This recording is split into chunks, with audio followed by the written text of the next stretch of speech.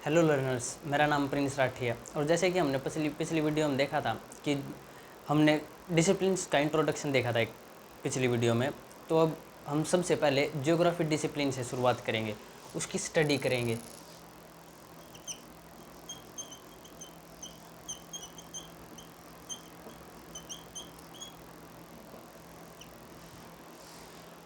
Geography discipline की हम शुरुआत इसीलिए करेंगे क्योंकि ज्योग्राफी डिसिप्लिन में लगभग सभी डिसिप्लिन को एक अच्छा थोड़ा बहुत हम समझ लेंगे। उन डिसिप्लिन के कुछ एस्पेक्ट्स को हम यहीं देख लेंगे ज्योग्राफी डिसिप्लिन के अंदर।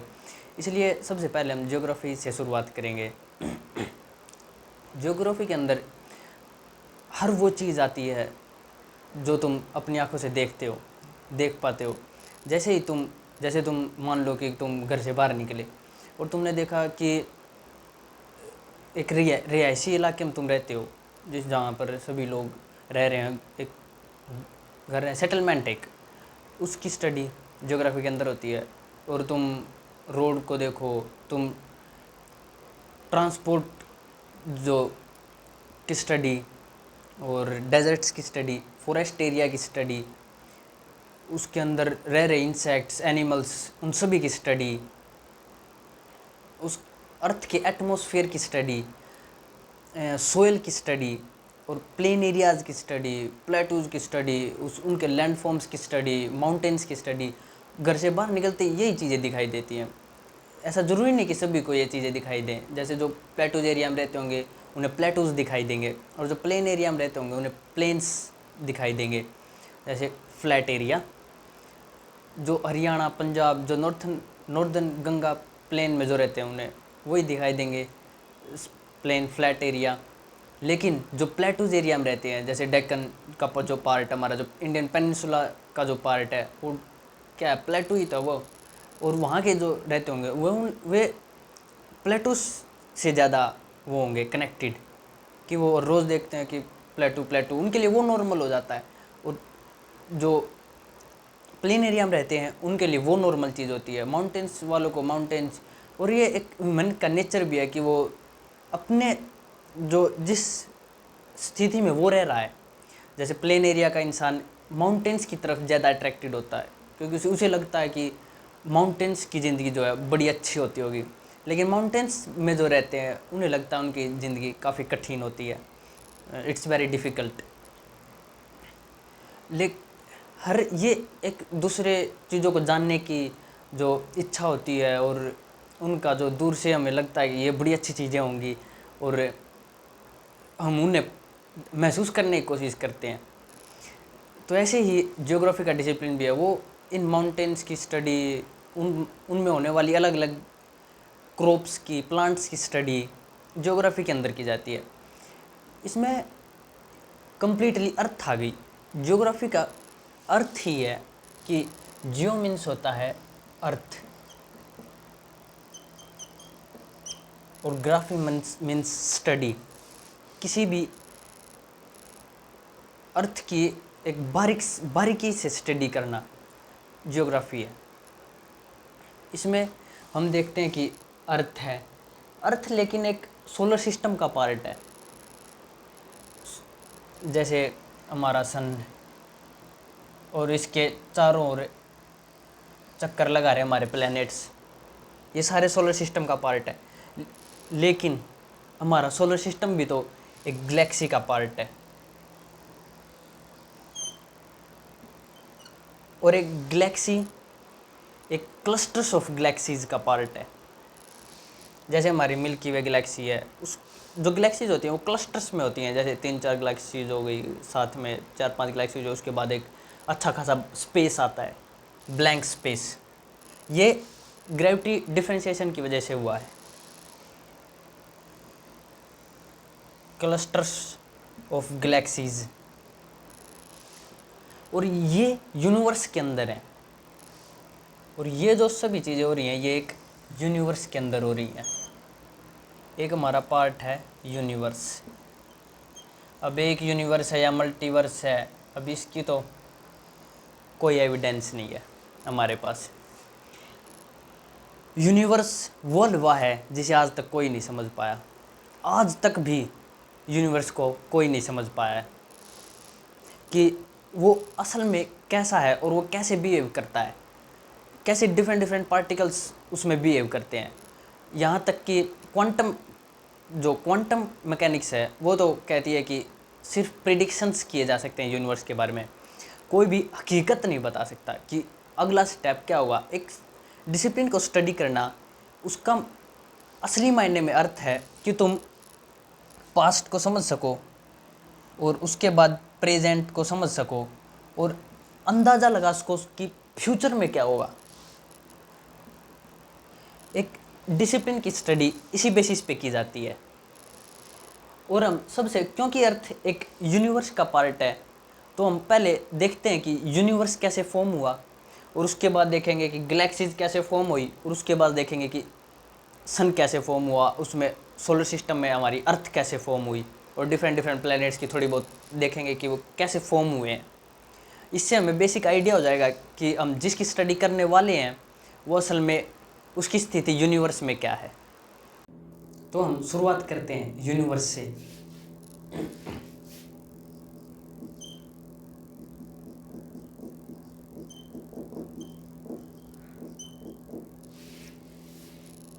यूनिवर्स में जो सबसे जो एक अच्छी थ्योरी मानी जाती है, जो दी किसी ने, वो थे जॉर्ज लिमेट्रे। और उनकी थ्योरी को बताया आइंस्टाइन, एल्बर्ट आइंस्टाइन ने कहा कि ये कमाल की थ्योरी है, इससे मुझे संतुष्टि मिली है इस थ्योरी को सुनने के बाद, कि हाँ कुछ ऐसा ही हुआ होगा। जो भी उसने आज तक जितनी भी थ्योरी सुनी थी यूनिवर्स के फॉर्मेशन के बारे में, उसने कहा कि सबसे अच्छी थ्योरी जॉर्ज लेमेत्रे ने दी है, और वो थी बिग बैंग थ्योरी। और हम इस बिग बैंग थ्योरी तक कैसे पहुंचते हैं वो एक हिस्ट्री है, और पहले हम इसके पीछे की हिस्ट्री को ही देख लेते हैं।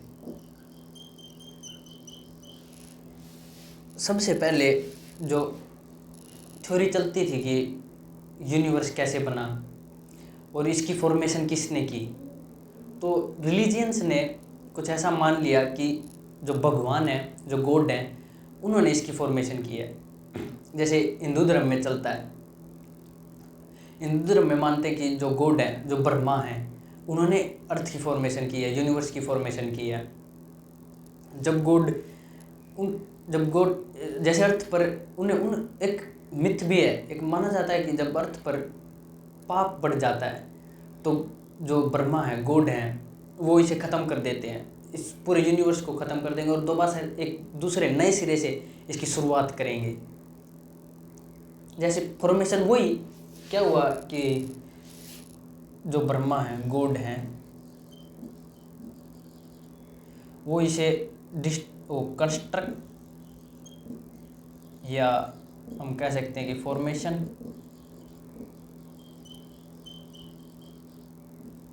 और डिस्ट्रक्शन का काम कर रहे हैं।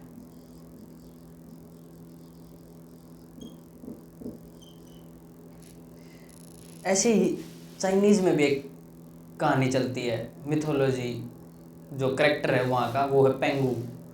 चाइना में एक पेंगू की कहानी चलती है।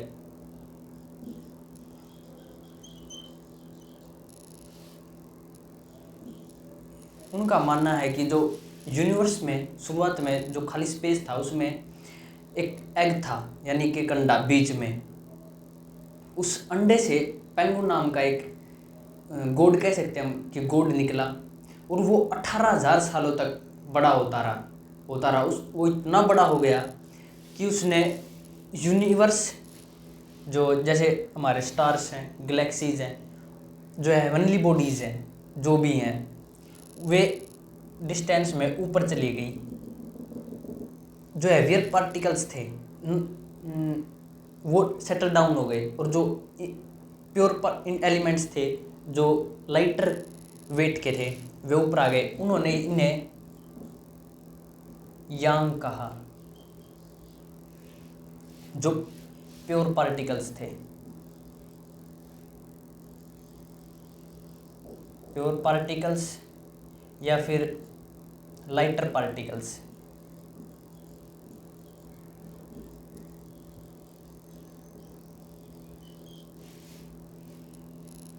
लाइटर पार्टिकल्स यानी जो हल्के वजन में जो हल्के तत्व थे वो ऊपर चले गए, और जो डेंसर थे, भारी थे वजन में, वे नीचे रह गए, और उनसे अर्थ की फॉर्मेशन हुई, और जो लाइटर पार्टिकल उनसे हेवन की। और जब वो 18,000 साल बाद पेंगु मरा, यानी जब उसकी डेथ हुई, तो उसके उसके जो आवाज़ थी उससे हवा और क्लाउड्स बने, और उसकी जो आवाज़ थी उसकी आवाज़ से थंडर बना, और उसकी जो ब्रेथ थी, सांसें थी, उससे क्लाउड्स की फॉर्मेशन हुई और हवा की, और उसके ब्लड से रिवर्स बनी, सीज बनी, और उसकी मसल से फर्टाइल लैंड बनी। ये वहाँ की माने जाने वाली, कह सकते हैं कि गॉड ने बनाया तो अर्थ की जो हर चीज़ है वो उसी के मतलब पार्ट है। एक अर्थ का जो हर पार्ट है वो पेंगु की वजह से बना है, पेंगु के शरीर की वजह से। जैसे उसके फ्लैश से इंसेक्ट्स और एनिमल्स बने, उसकी लेफ्ट आई से सन बना, उसकी राइट आई से मून बना। ऐसे उन्हें हर चीज़ जो इस धरती पर है वो उसके कनेक्ट कर दिया गॉड से कि ये पेंगु की वजह से। और इसका महत्व भी है वहाँ पर।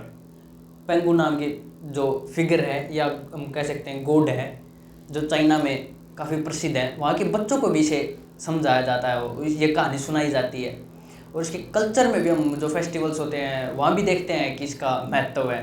पेंगु नाम, पेंगु का जो एक फिगर है वहाँ पर कल्चर्स में भी हमें दिखाई देती है, फेस्टिवल्स में भी हमें दिखाई देती है। और इसके जो वो थे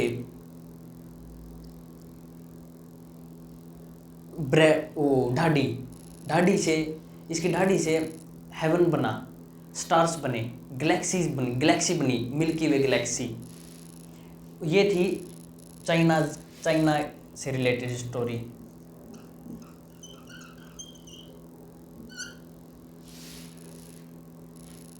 इसके बाद आती है एक क्रिश्चियन और ज्यूज की थ्योरी। मतलब ज्यूज रिलीजियन जो है उसमें माना जाता है कि यहोवा ने सारी चीज़ें बनाई हैं और उसने कुछ ही दिनों में सृष्टि का निर्माण कर दिया था। ये काफ़ी फेमस मानी जाती है। और इसकी जो बुक है बाइबल, उसे भी काफ़ी लोगों ने पढ़ा है। माना जाता है कि सबसे ज़्यादा जो खरीदे जाने वाली बुक है वो बाइबल ही है। लेकिन मैंने कहीं सुना था कि लोगों ने खरीदी तो वो बुक बाइबल, लेकिन वो सबसे कम पढ़े जाने वाली बुक भी है, उसे लोगों ने पढ़ा नहीं। और इसके बाद इन सभी जो रिलीजन्स ने जो सभी अपने आप जो भगवान से रिलेशन बनाया, यूनिवर्स का, अर्थ की फॉर्मेशन का, यूनिवर्स की फॉर्मेशन का, इससे कुछ व्यक्ति जो बोर हो गए थे, यानी परेशान हो गए थे, यानी उन्हें उनके दिल की खुशी नहीं हो रही थी कि हाँ कि यूनिवर्स ऐसे ही बना होगा। वे परेशान थे कि हम नहीं, कुछ और ढूंढेंगे, इसके पीछे कुछ और मिलेगा जो अर्थ की फॉर्मेशन के लिए जिम्मेदार है। उन्होंने शुरुआत की कि चलो कुछ और डिस्कवरीज की जाए, कुछ ऑब्जर्वेशन की जाए। हर चीज़ ऑब्जर्वेशन से ही पता लग सकती है और किसी भी प्रकार से नहीं। सबसे पहले ऑब्जर्वेशन है। इसमें सबसे पहले आते हैं थेल्स एंड एनाक्सिमेंस। ये फिलोसफर रहे ग्रीक के, काफ़ी फेमस फिलोसफर थे, थेल्स एंड एनाक्सिमेंस। इन्होंने कहा कि जो हर पार्टिकल है, जो भी हेवन में है, जो भी अर्थ पर फॉर्मेशन हो रही है, वो वे सभी पानी, आग, अर्थ, यानी हम इसे कह सकते हैं सोयल,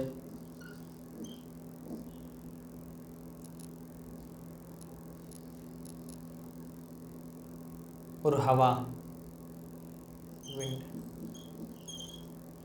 जो हर चीज़ है वो इन 4 एलिमेंट से बनी है, आग, पानी, हवा और मिट्टी। हर चीज़ की फॉर्मेशन इन्हीं 4 तत्वों से हुई है। थेल्स और एग्जामिन्स का ऐसा मानना था। लेकिन उस समय एक और फिलोसफर थे, डेमोक्रेटस। उन्होंने कहा कि नहीं, जो हर पार्टिकल है, जो हर चीज़ बनी हुई है, वो इंडिविजुअल एटम से बनी हुई है। देख लो, उसने इसकी पुष्टि 2000 साल बाद होती है। डटन करते हैं कि हाँ, हर चीज़ जो है वो एटम से बनी हुई है। लेकिन इनका भी मानना गलत नहीं था। हर चीज़ इन्हीं 4 एलिमेंट से बनी हुई है। लेकिन हम जैसे ही देखते हैं, जैसे ही हम इनकी ऑब्जर्वेशन करते हैं और इनमें डीप स्टडी करते हैं, तो इनमें और एलिमेंट्स निकल आते हैं। जैसे हमारी बॉडी वाटर से बनी हुई है, उसमें विंड भी है, विंड का ही पार्ट है। अर्थ है, सोयल, यानी जितने हमारी बॉडी कैल्शियम से बनी हुई है, उसमें आयरन भी है, फॉस्फोरस की भी नीड है, मैग्नीशियम की भी नीड है, हर एलिमेंट्स की नीड है। अब जब हम सोयल का डिस्ट्रीब्यूशन करेंगे, एक सोयल के अंदर क्या होता है, इसके अंदर भी तो यही तत्व है। इन्होंने 4, एक कह सकते हैं कि एक गूगल मैप नहीं करते हैं, जूम करते हैं। जैसे कि हमने एक एरिया को जूम किया, अभी हम इस एरिया को जूम करते जा रहे हैं। हमने ऊपर से देखा तो हमें पता चला कि हर चीज़ इन 4 एलिमेंट से बनी हुई है। हमने और जूम करके देखने की कोशिश की कि सोयल में तो और भी चीज़ें हैं। अब उन और चीज़ों को, जैसे उसमें कैल्शियम है, फॉस्फोरस है, उसमें अमीनो एसिड्स हैं, उसमें बैक्टीरिया है। इन चीज़ों की स्टडी माइक्रो लेवल पे की जाने लगी, और इन सभी की माइक्रो लेवल पर स्टडी किए जाने के कारण अब हमें पता चलता है कि हमारी बॉडी कैल्शियम से बनी हुई है, फॉस्फोरस से बनी हुई है, हर चीज़ से बनी हुई है, जो बेसिकली पार्ट तो अर्थ का ही है। ये भी कहने में गलत नहीं थे, ऐसा नहीं कह सकते कि हम इन्होंने कुछ गलत कहा था। डेमोक्रेटस भी सही थे, क्योंकि हर बॉडी अंत में इंडिविजुअल एटम से ही बनी हुई है। इंडिविजुअल एटम्स यानी बहुत ही छोटे पार्टिकल जिन्हें हम डिवाइड नहीं कर सकते। लेकिन उसके बाद आते हैं, हमें पता चलता है कि नहीं, बल्कि एटम्स भी डिवाइड हैं सब एटॉमिक पार्टिकल्स में, जैसे इलेक्ट्रॉन, प्रोटॉन एंड न्यूट्रॉन। इसके बाद आते हैं एरिस्टोटल।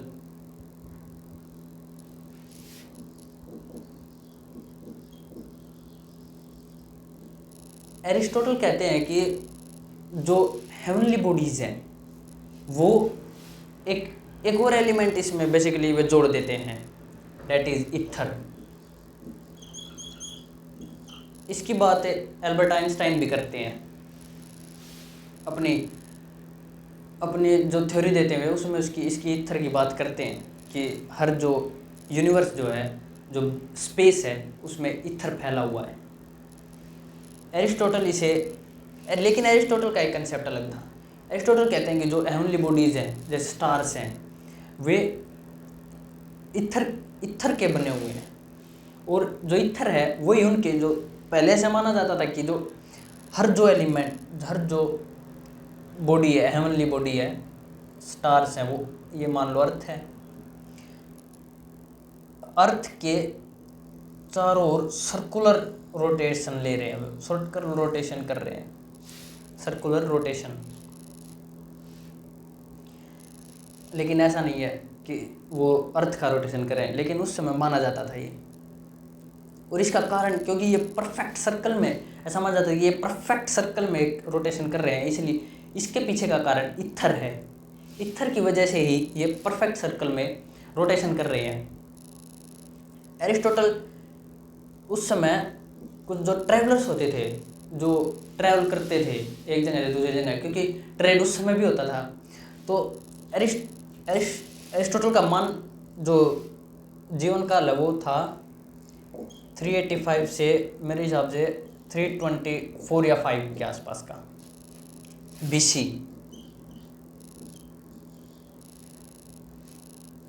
इसमें एरिस्टोटल वे कहते हैं कि ट्रैवलर्स बताते हैं कि हमें जो तारे हैं, जो स्टार्स हैं, वो हमें अलग दिखाई देते हैं।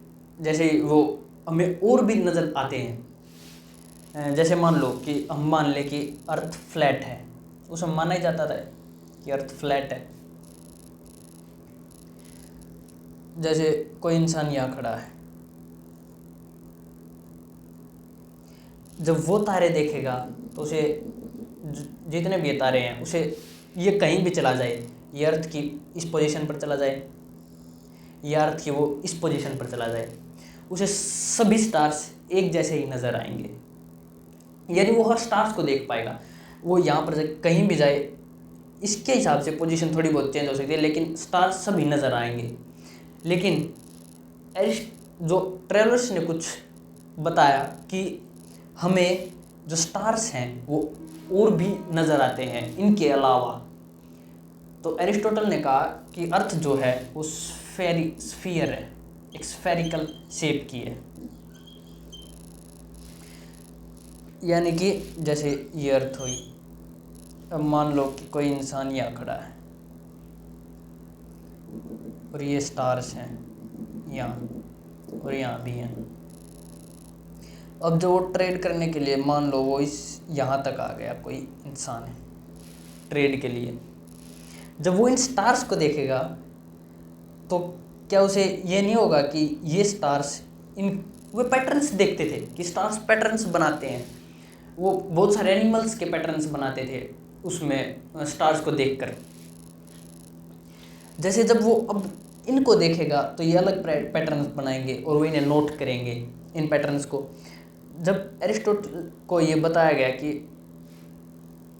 कि यहाँ पर अलग स्टार्स हैं, तो उन्होंने कहा कि जो अर्थ है वो ज़रूरी ही एक स्फेरिकल शेप है, वरना ऐसा पॉसिबल नहीं है। और ये उस समय मानना बहुत ही मुश्किल था। एरिस्टोटल का एक और मानना था कि जो स्पेस है वो इनफाइनाइट है, यूनिवर्स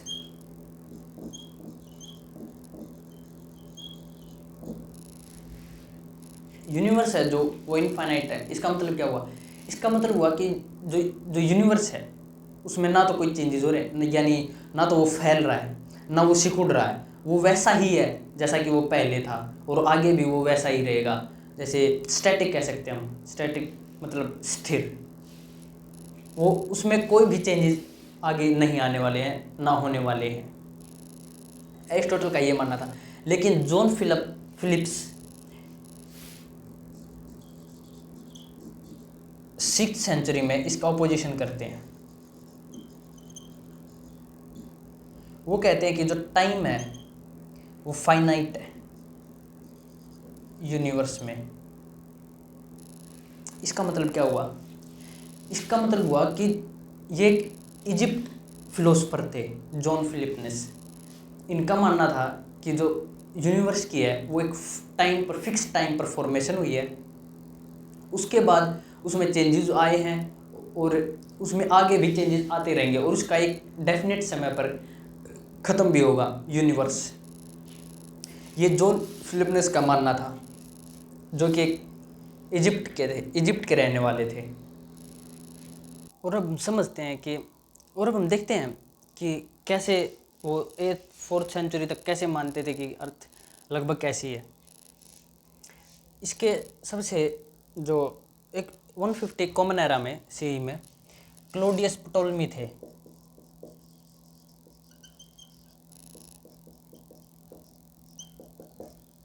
वो एक किताब लिखते हैं एल्माजेस्ट।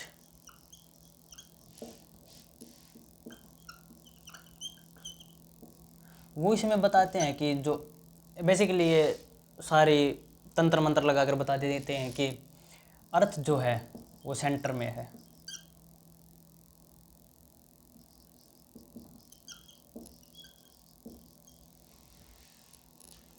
इनका मानना था कि जो अर्थ है वो सेंटर में, और अर्थ जो है अब तक जो माना जाता था, वो एक बार देख लेते हैं कि अब तक क्या माना जाता था लोगों के द्वारा, ज़्यादातर लोगों द्वारा। अर्थ जो है वो फ्लैट है, एकदम फ्लैट, प्लेन एरिया की तरह।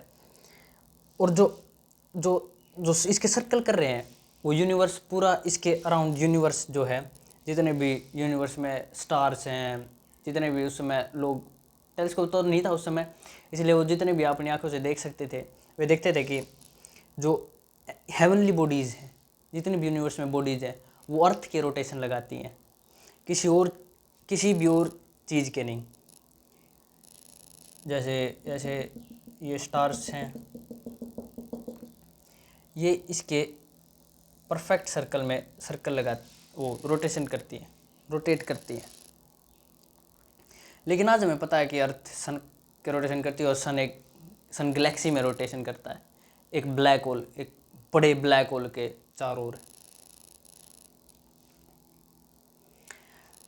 जैसे इस समय ये मानना था कि जो अर्थ है, जो ये जो सर्कल लगा रहे हैं, ये ईस्ट टू वेस्ट लगा रहे हैं। जैसे अब मान लो कि ये हमारी अर्थ है और ये इसके ऊपर हेवनली बॉडीज़ है। जैसे ये मान लो ये स्टार है, एक ये जो टिप है इस पेन की, ये मार्कर की, ये एक हेवनली बॉडीज़ है, यानी स्टार है कोई, इसकी टिप को ही मानना।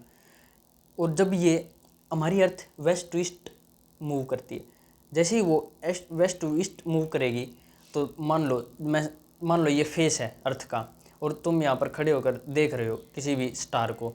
जब ये ऐसे मूव करेगी तो क्या तुम्हें नहीं लगेगा कि अर्थ से कि वो अब तुम्हारी डायरेक्शन ये हो गई और अब स्टार इस डायरेक्शन में चला गया? तो अर्थ से यही लगता था कि जो स्टार्स हैं वो ईस्ट टू वेस्ट जा रहे हैं, और ये लगना भी लाजमी था। और सन की भी ऐसे ही मूवमेंट हो रही है, सन को भी ऐसे ही माना गया कि ये भी ऐसे ही रोटेशन कर रहा है। तो अब और जो एक और बात, जो स्टार्स हैं, जैसे हम मान लेते हैं कि जो स्टार्स जितनी भी हेवनली बॉडीज हैं, इस समय माना जाता था कि एक इनविजिबल, यानी जिसके आर पार देखा जा सके ऐसा कोई सर्कल उसमें चिपके हुए हैं ये स्टार्स, स्पेस में नहीं है। उस समय ऐसा मानना कि स्टार्स जो है वो स्पेस में खाली ही है, यानी वो किसी के साथ चिपके नहीं हुए हैं। तो ऐसा मानना बहुत ही मुश्किल था उस समय कि उसमें ग्रेविटी का कॉन्सेप्ट भी नहीं था। इसलिए ये मानना कि ये स्पेस में है, ये गिर क्यों नहीं रही हैं, ये गिरेंगे ही गिरेंगे, ऐसा होगा, यानी ये गिर इसलिए नहीं रहे हैं। उनका मानना था कि ये एक इनविजिबल, यानी उसके आर पार देखा जा सकता है ऐसे स्फीयर से अटैच हैं, यानी चिपके हुए हैं, और इनके आर पार नहीं जा सकता। इन स्फीयर्स के ऐसा माना जाता था कि आर पार जाना मुश्किल है। हर जो स्टार है वो उनसे चिपका हुआ है और उनके आर पार जाना बहुत ही मुश्किल है, यानी उस समय तो माना जाता होगा कि जा ही नहीं सकते उनके आर पार। ये उस समय की कुछ माने जाने वाली अर्थ के बारे में सोच थी। लेकिन इनके इसी समय फोर्थ सेंचुरी के आसपास कुछ इनके ओपोनेंट्स भी खड़े हुए, यानी विद्रोही, जो कहते थे कि नहीं, ऐसा नहीं है कि अर्थ के चारों ओर पूरा यूनिवर्स चक्कर लगा रहा है, बल्कि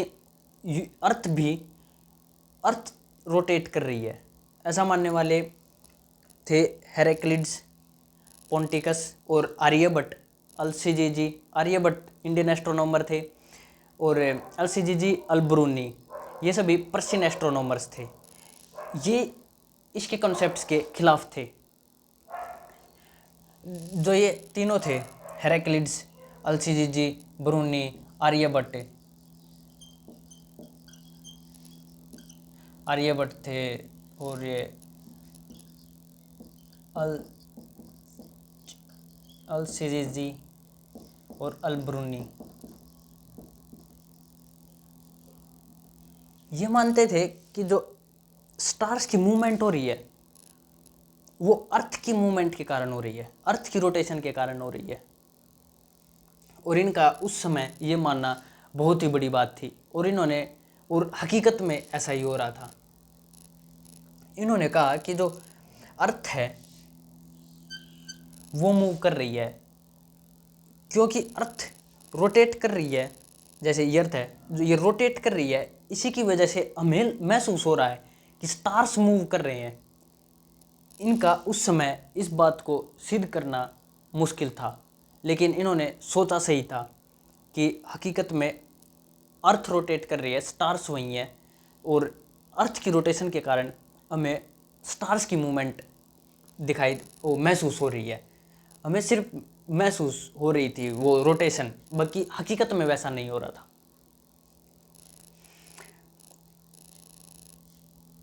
और इसके बाद जो एक एरा आता है 5th-6th सेंचुरी के बाद, और 15th सेंचुरी तक एक डार्क एज रहती है यूरोप में। वहाँ पर धर्म हर चीज़ की जगह ले लेता है, धर्म ही राज करने लग जाता है, और वो नए विचारों को पनपने ही नहीं देता, दबा दिया जाता हर नए विचार को। और ऐसा हमें बाद में भी देखने को मिलता है 16th सेंचुरी में।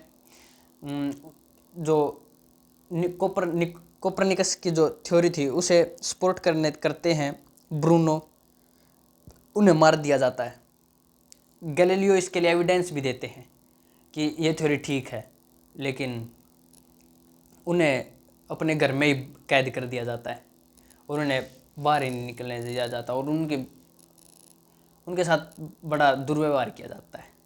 और ये सब इसीलिए हो रहा था क्योंकि वहाँ पर जो पोप थे, जो धर्म का, हम कह सकते हैं कि धर्म की आड़ लिए हुए थे, उन्होंने कभी भी नए विचारों को पनपने नहीं दिया और समाज में उन्हें आने ही नहीं दिया, कह सकते हैं।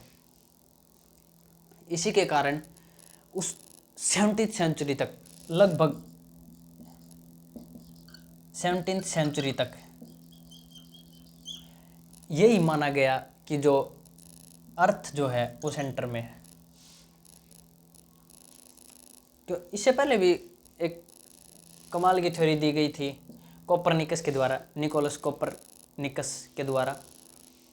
उन्होंने कहा था कि सन जो है वो सेंटर में है और उसके चारों ओर प्लैनेट्स रोटेशन कर रहे हैं।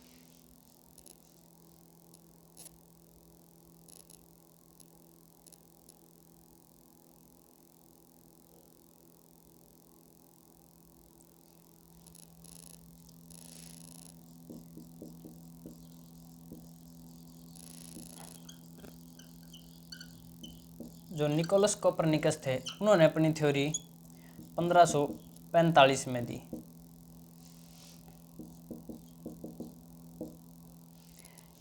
इन्होंने कहा कि जो अर्थ जो है वो सेंटर में है,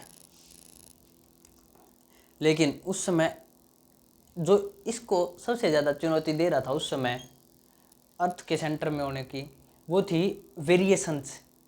जो प्लैनेट्स की जो ब्राइटनेस थी उसमें वेरिएशंस होना। मान लो कि अर्थ के चारों ओर कोई प्लैनेट है, वो चक्कर लगा रहा है और ये एक परफेक्ट सर्कल में चक्कर लगा रहा है, तो ब्राइटनेस कम नहीं होगी, वो किसी भी डायरेक्शन में हो, वो चाहे यहाँ हो। अगर ये परफेक्ट सर्कल है तो इसमें उसकी ब्राइटनेस कम या ज़्यादा नहीं होगी। लेकिन अगर हम ये मान ले कि वो सन के चक्कर लगा रहा है हर प्लेनेट, तो हम मान सकते हैं कि वो अर्थ से कभी कम दूरी पर है, कभी ज़्यादा दूरी पर है। लेकिन हम तब इसको नहीं मान सकते इस चीज़ को कि ब्राइटनेस कम या ज़्यादा क्यों हो रही है, क्योंकि वो एक परफेक्ट सर्कल में है। इसका जवाब कोई भी नहीं दे पा रहा था। ये एक ड्रॉबैक था उस समय, और इसका जवाब निकोलस कोपरनिकस की थ्योरी देती है और ये बताते हैं कि जो अर्थ है और जो और भी प्लैनेट्स हैं वो सभी सन के चक्कर लगा रहे हैं। इसने उन वेरिएशंस को जो ब्राइटनेस में हो रहे थे उन्हें भी एक्सप्लेन कर दिया था कि ये क्यों हो रहे हैं, क्योंकि अर्थ से दूर जा रहे हैं, पास आ रहे हैं, इसलिए हो रहे थे वे वेरिएशंस। और जो अनबाउंड स्पेस की है, थॉमस डिग्स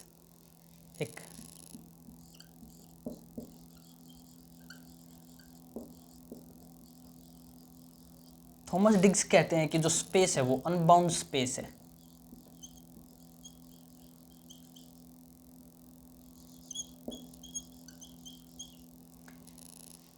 अनबाउंड स्पेस यानी अब तक जो माना जा रहा था कि जो हेवनली बॉडीज हैं यानी जो स्टार्स हैं वो चिपके हुए हैं किसी स्फीयर से, अब वो थॉमस डिग्स ने उसे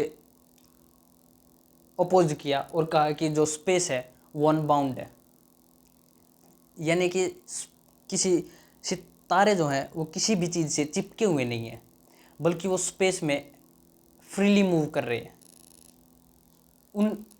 उनका कोई भी वो यानी इंडिपेंडेंट है, यानी डिपेंडेंट नहीं है, वो किसी स्फीयर से चिपके हुए अटैच्ड नहीं है।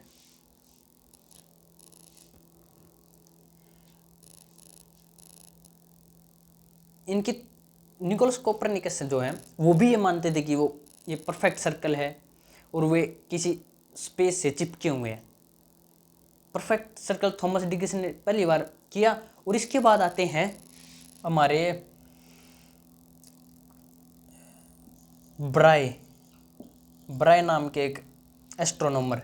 ये डेनिश एस्ट्रोनॉमर है। ये देखते हैं कि एक कोमेट जो एक दूसरे स्टार के स्फीयर्स को क्रॉस कर जाता है, यानी कि जो अब तक माना जा रहा था कि ये स्टार्स हैं, वो प्लैनेट्स हैं, वो एक स्फीयर से चिपके हुए हैं। अब जब उसमें से कोई कोमेट, यानी मान लो कि एस्ट्रॉयड जब उस कोई एस्ट्रॉयड, अब यही माना जाता था कि उससे कोई भी पार नहीं कर सकता उनको, और जब कोई कोमेट या एस्ट्रॉयड उन्हें पार करेगा, यानी उनके आर पार निकल जाएगा उस स्फीयर के, तो ये पहली बार देखा ब्रायन ने बताया कि एक कोमेट एस्ट्रॉयड एक स्फीयर से पास कर गया है। यानी कि अब जो ये अनबाउंड स्पेस का जो कंसेप्ट था, ये इसके लिए एक एविडेंस बन गया कि हाँ, एक स्पेस जो है, यानी जो स्टार्स है, वो इनविजिबल स्फीयर से मुक्त हैं। यानी ऐसा कोई भी स्फीयर नहीं है जिससे कोई स्टार या प्लैनेट्स अटैच हो। और जो इसके जो परफेक्ट सर्कल की का जो ड्रॉबैक था, ये मानते थे कि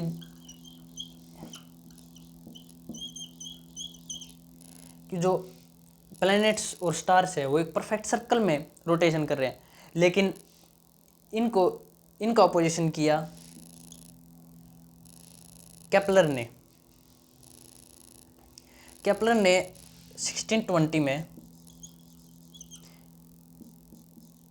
1620s में ये कहा कि जो प्लैनेट्स हैं वो एक परफेक्ट सर्कल में रोटेशन नहीं कर रहे हैं सन की, बल्कि इलिप्टिकल शेप में वो रोटेशन कर रहे हैं। जो अर्थ का मैक्सिमम डिस्टेंस है सन से वो 151 मिलियन किलोमीटर्स है, और जो नियरेस्ट है वो 148 या 147 किलोमीटर्स है, मिलियन किलोमीटर्स। यानी कि जो डिफरेंस है वो कम ही किलोमीटर्स का है। अगर हम बड़े पैमाने पर देखें तो इतना ज़्यादा नहीं है, लेकिन हाँ लेकिन ये सिद्ध करता है कि केपलर भाई साहब ठीक थे। उनका कहना है कि जो स्फेरिकल जो रोटेशन हो रही है, जो मूवमेंट हो रही है अर्थ की, वो इलिप्टिकल शेप में हो रही है, ना कि एक परफेक्ट सर्कल शेप में। और अब कोपरनिकस की थ्योरी के बाद, जो 1545 के बाद, अब 17वीं सेंचुरी में दो महत्वपूर्ण व्यक्ति आते हैं। वो हैं गैलीलियो और न्यूटन।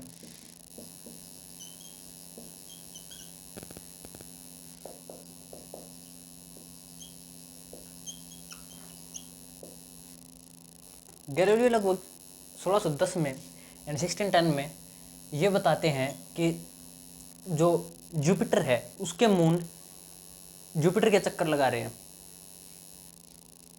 यानी कि वो ये सिद्ध करना चाहते थे कि जो हर सेलेस्टियल बॉडी, यानी जो भी यूनिवर्स में ऑब्जेक्ट है, जैसे स्टार्स हैं, मून्स हैं, प्लैनेट्स हैं, वो अर्थ के चक्कर नहीं लगा रहे हैं। उनके हिसाब से जो उस समय विचार चल रहे थे, जो अर्थ को मानते थे कि सेंटर में है, उनके हिसाब से मून के जो जुपिटर के मून हैं उन्हें भी अर्थ के चक्कर लगाने चाहिए थे, लेकिन वो ऐसा गैलीलियो को नहीं मिला।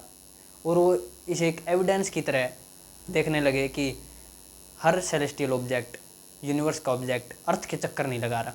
और ये एक एविडेंस था कोपरनिकस की थ्योरी के लिए।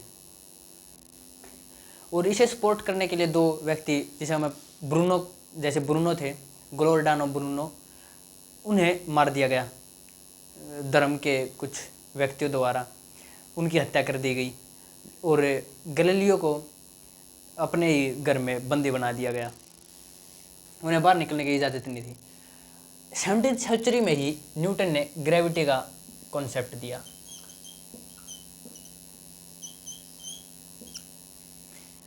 न्यूटन ने कहा कि जो ये एक एस्ट्रोनॉमर्स के लिए एक बड़ा ही अच्छा कंसेप्ट था। और इसे सुनने के बाद सबके दिमाग में आया कि अब बताते हैं कि कैसे यूनिवर्स हकीकत में है। ग्रेविटी का कॉन्सेप्ट यानी न्यूटन के हिसाब से कि हर जिस ऑब्जेक्ट के पास मास है, अर्थ के पास, सन के पास, ये ग्रेविटी से अट्रैक्ट करते हैं। ग्रेविटी इन ये आप समझो कि जिसके भी पास मास है, जैसे अर्थ, ये दूसरे ऑब्जेक्ट को अपनी तरफ अट्रैक्ट करता है, दूसरे मैसिव ऑब्जेक्ट को अपनी तरफ अट्रैक्ट करता है। ग्रेविटी यही है। लेकिन न्यूटन ये नहीं बता पाए कि ग्रेविटी हकीकत में है क्यों। यानी किसी चीज़ के पास अगर मास है तो उसके पास ग्रेविटी क्यों है, ये फोर्स क्यों, वो अट्रैक्ट क्यों कर रहा है। एक मास वाला ऑब्जेक्ट एक दूसरे मास वाले ऑब्जेक्ट को अपनी तरफ अट्रैक्ट क्यों कर रहा है। ग्रेविटी, मान लिया कि उसने फोर्स का नाम ग्रेविटी दे दिया, यानी जो इसे खींचने के लिए जो फोर्स है उसका नाम इसने ग्रेविटी दे दिया। लेकिन ये ग्रेविटी एक मैसिव ऑब्जेक्ट के पास क्यों है, इसका जवाब वो नहीं दे पाया। इसका जवाब एल्बर्ट आइंस्टाइन देते हैं अपनी थ्योरी के अनुसार। एल्बर्ट ये कहते हैं कि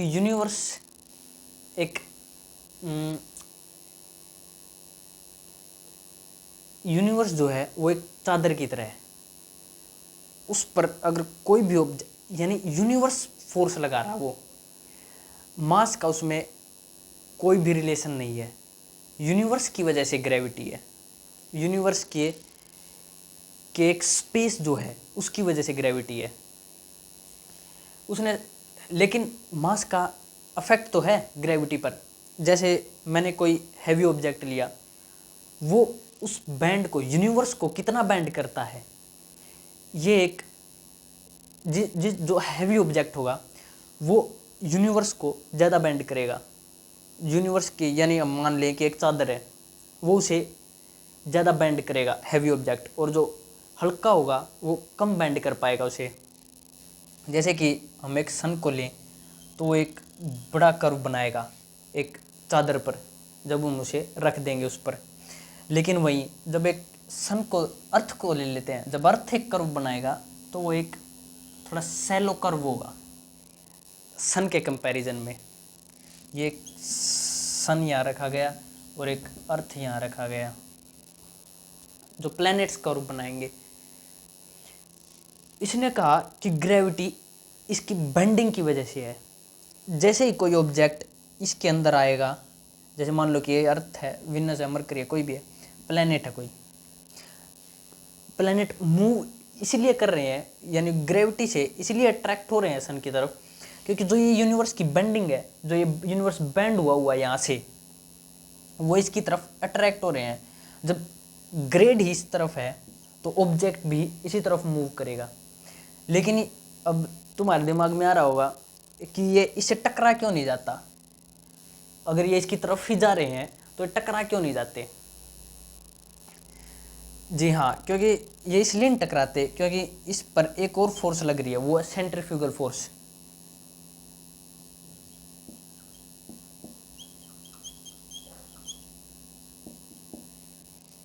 ये सेंट्रीफ्यूगल फोर्स की वजह से टकरा नहीं रही, एक दूसरे के अंदर नहीं कोलैप्स कर रही। सेंट्रीफ्यूगल फोर्स क्या है, इसे हम एक एग्जांपल से समझते हैं। जैसे कोई एक बच्चा है और ये अपने सिर के चारों ओर बॉल को घुमा रहा है। जैसे हाथ में बॉल एक धागे से बांध कर बॉल को और उसे अपने सिर पर घुमा रहा है। अब न्यूटन के लॉ के हिसाब के अनुसार, न्यूटन के जो लॉज हैं उसके हिसाब से जो बॉडी जिस मोशन में है वो उसी मोशन में रहेगी जब तक उस पर कोई एक्सटर्नल फोर्स काम नहीं करती। तो इसका मतलब जब वो बच्चा इस बॉल को छोड़ेगा अपने हाथ से, अपने हाथ को रिलीज कर देगा उस धागे से, तो बॉल को उसी मूवमेंट में रहना चाहिए, सर्कुलर मूवमेंट में। लेकिन बॉल ऐसा नहीं करती, बॉल सर्कुलर मूवमेंट में नहीं रहती, वो एक डायरेक्शन में चली जाती है। जैसे इसके ऊपर, जैसे इसने इस पॉइंट पर बॉल को छोड़ा तो बॉल इसी डायरेक्शन में आगे मूव कर जाएगी। जैसे मैंने यहाँ छोड़ा तो बॉल गोल गोल ना घूम के बॉल एक डायरेक्शन में सीधी मूव कर जाएगी। इस मूवमेंट की वजह से अब अगर न्यूटन ठीक थे, अगर हम न्यूटन को ठीक मान ले कि न्यूटन ठीक कह रहे थे और ये हर बॉडीज पर काम करता है, तो ये इस पर भी काम करना चाहिए था, लेकिन ये यहाँ काम नहीं करता। तो इनका मानना था कि यहाँ पर एक और फोर्स है जो काम कर रही है, जिसने इस ये जो यूनिडायरेक्शन में ये बॉल गई है, इसका कारण था सेंट्रीफ्यूगल फोर्स। अब इसे एक नाम दे दिया गया इस फोर्स को, वो सेंट्रीफ्यूगल फोर्स, जो एक सर्कुलर पाथ में जो ऑब्जेक्ट मूव कर रहा है उसके ऊपर जो फोर्स लगी हुई है, एक और एक्स्ट्रा फोर्स, वो है सेंट्रीफ्यूगल फोर्स, जो बाहर की तरफ लगती है हमेशा। अब देखो, जैसे सन की होगी, जैसे सन है और इस सन के चारों ओर अर्थ चक्कर लगा रही है, अर्थ पर ग्रेविटी तो है ही, उसके ऊपर से सेंट्रीफ्यूगल फोर्स भी है जो बाहर की तरफ काम कर रही है। अब जो फोर्स बाहर की तरफ काम कर रही है वही इसे इसके अंदर कोलैप्स करने से बचा रही है, इसके सन के टकराने से, यानी सर के अंदर टकराने से बचा रही है। इसी फोर्स के लिए, अगर ये फोर्स ना हो तो हम जिंदा नहीं हो सकते, यानी लगभग हर प्लेनेट इसके अंदर कोलैप्स कर जाएगा जा करके। ये यूनिवर्स की बेंडिंग हो रही है। और अब ये समझ आ रहा होगा कि अल्बर्ट आइंस्टाइन ने कैसे बताया कि ये रीजन नहीं बता पाए थे कि ग्रेविटी का रीजन क्या है। इन्होंने बताया कि यूनिवर्स की ही बेंडिंग हो रही है, इसलिए यहाँ पर ग्रेविटी है एक ऑब्जेक्ट के पास जिसके पास मास है। अब तुम्हारे दिमाग में आ रहा होगा कि हम अर्थ से चिपके हुए क्यों हैं फिर,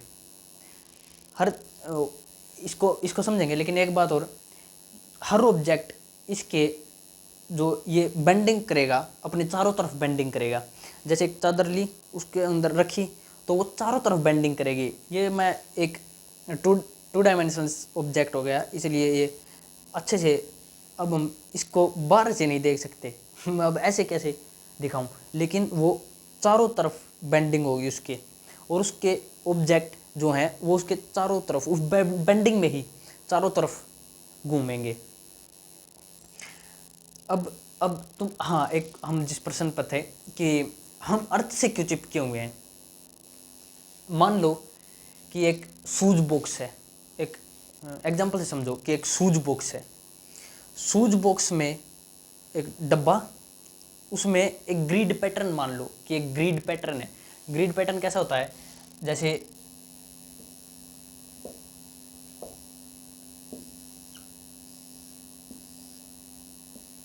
इनविजिबल लाइंस का एक पैटर्न, मान लो कि एक बॉक्स में ऐसा कुछ पैटर्न है, वो सारा बॉक्स इन लाइनों से भरा हुआ है।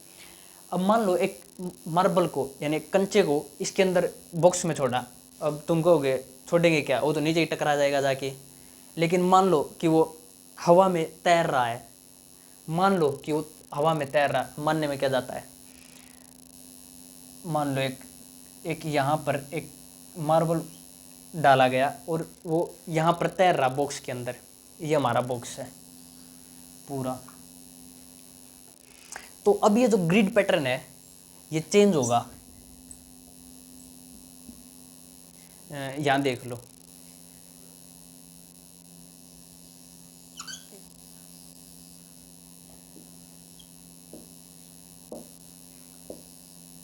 अब जो वो मार्बल है वो इस यूनिवर्स को बेंड करेगी ऐसे, यूनिवर्स ऐसे ही बैंड होता है जब कोई ऑब्जेक्ट उसमें प्लेस किया जाता है। ये जो स्पेस है, ये जो यूनिवर्स है, वो ही दबा रहा है नीचे की तरफ। हर चीज़ को वो चाहता है कि वो सेंटर में चली जाए, सेंटर की ओर वो फोर्स करता है हर चीज़ को, स्पेस। इसलिए हम अर्थ से चिपके हुए हैं, क्योंकि हमारे ऊपर से फोर्स लगी हुई है स्पेस की। स्पेस हमें नीचे दबा रहा है, जिसकी वजह से हम अर्थ से चिपके हुए हैं, वरना हम अर्थ से नहीं चिपके हुए होते। हम भी सेलेस्टियल ऑब्जेक्ट्स की तरह हवा में तैर रहे होते। और अब हमने देखा कि गैलीलियो और न्यूटन ने कैसे यूनिवर्स को डिफाइन किया। और ग्रेविटी में जो आइंस्टाइन थे, एल्बर्ट आइंस्टाइन, उन्होंने अपनी एक और थ्योरी दी थी 1915 में, जनरल रिलेटिविटी ऑफ थ्योरी। उन्होंने उसमें बताया कि उन्होंने जब उस यूनिवर्स के लिए इस थ्योरी को तैयार कर रहे थे, तो उन्होंने एडविन हबल से पूछा कि यूनिवर्स एक्सपेंड कर रहा है या कॉन्ट्रैक्ट कर रहा है या स्टैटिक है।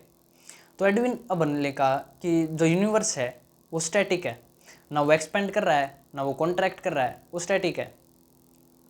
लेकिन जब आइंस्टाइन ने अपनी थ्योरी बनाई,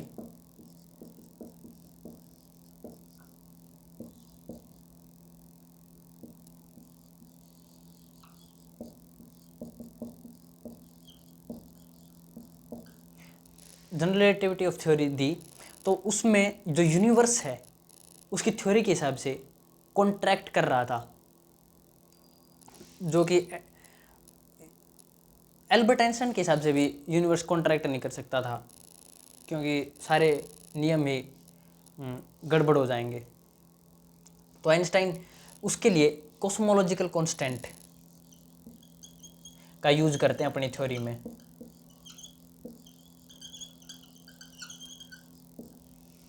एल्बर्ट आइंस्टाइन कॉस्मोलॉजिकल कांस्टेंट से उस कॉन्ट्रैक्शन को, जो उनकी थ्योरी के हिसाब से निकल के आ रहा था कि यूनिवर्स कॉन्ट्रैक्ट कर रहा है यानी सिकुड़ रहा है, उसको रोक लेते हैं, यानी एक कांस्टेंट रख दिया।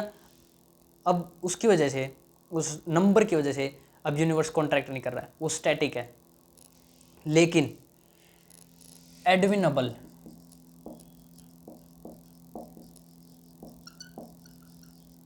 1924 में ये ऑब्जर्व करते हैं कि जो गैलेक्सीज हैं वो दूर जा रही हैं एक दूसरे गैलेक्सीज से, यानी कि हर गैलेक्सी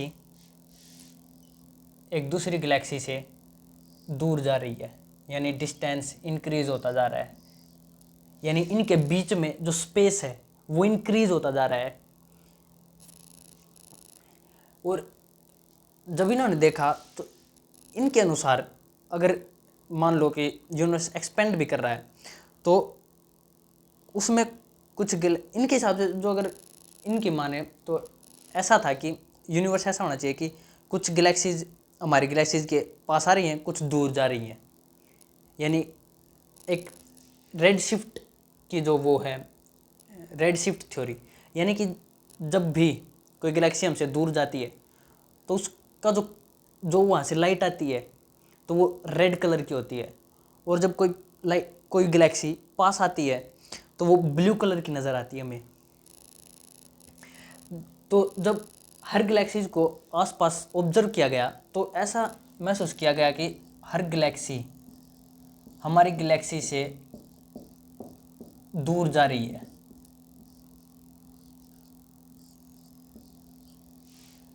हर गैलेक्सी हमारी गैलेक्सी से दूर जा रही है।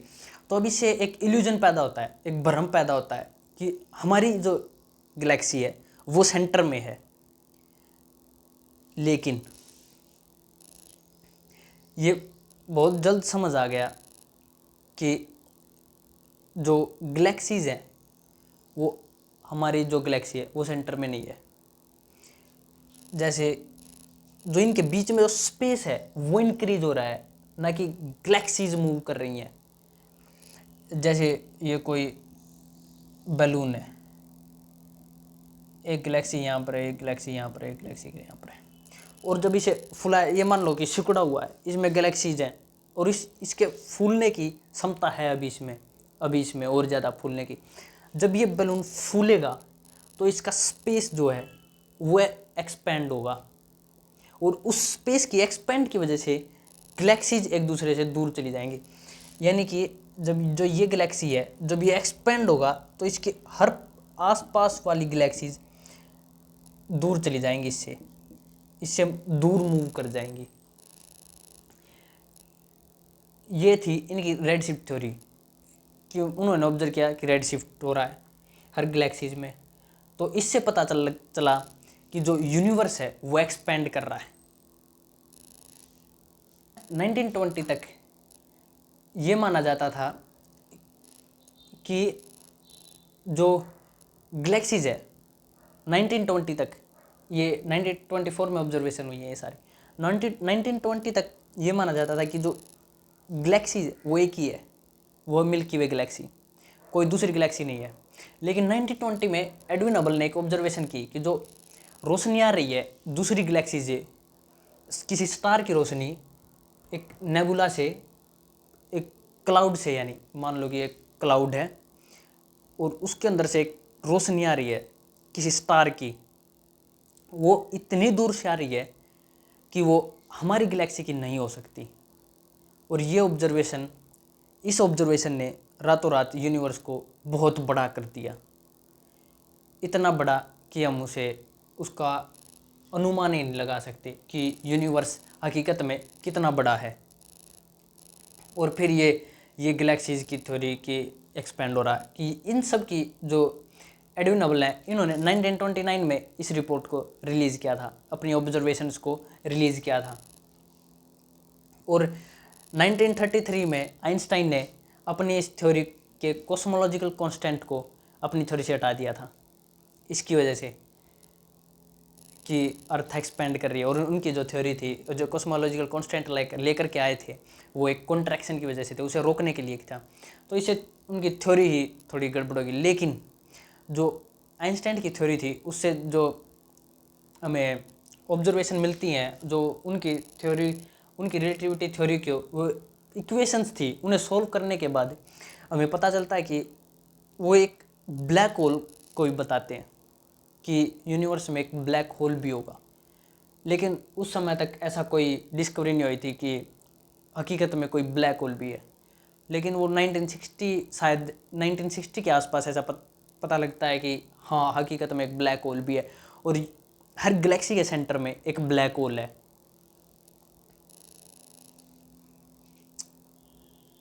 और आज हम इस लेक्चर को यहीं ख़त्म करेंगे और अगली वीडियो में हम बिग बैंग थ्योरी से शुरू करेंगे और हम बिग बैंग थ्योरी को देखेंगे कि उसमें क्या क्या बताया गया था। वो लगभग इन सभी का ही वो एक थ्योरी में समेट देता है। कई स्कॉलर्स इन सभी चीज़ों को एक थ्योरी में समेट देते हैं और उसे बिग बैंग थ्योरी का नाम दे देते हैं। और हम देखेंगे उसमें स्पेसिफिक क्या उनके ड्रॉबैक्स थे इस थ्योरी के, बिग बैंग थ्योरी के, और क्या उन्होंने उसमें बताया बिग बैंग थ्योरी में। ठीक है, थैंक यू।